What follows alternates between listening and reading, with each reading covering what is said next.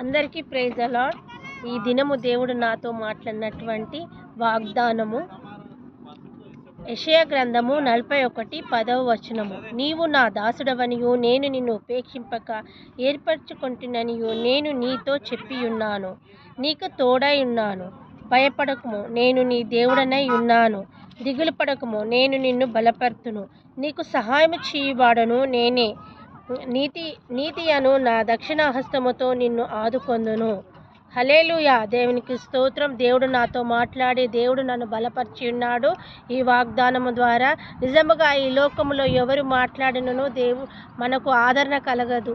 మరి భయముతో ఇప్పుడు లోకంలో చూసినట్టయితే ఎటు చూసినట్టు భయము ప్రతి ఒక్కరిని ఆవరించి ఉన్నది. కానీ దేవుడు మాట్లాడినటువంటి వాగ్దానం ఏమిటి అంటే, భయపడకుము, నేను నీకు తోడై ఉన్నాను. దిగులు పడకుము, నేను నిన్ను బలపరుతును. మనల్ని ఎంతమంది బలపరిచినను మనం బలపరచలేము.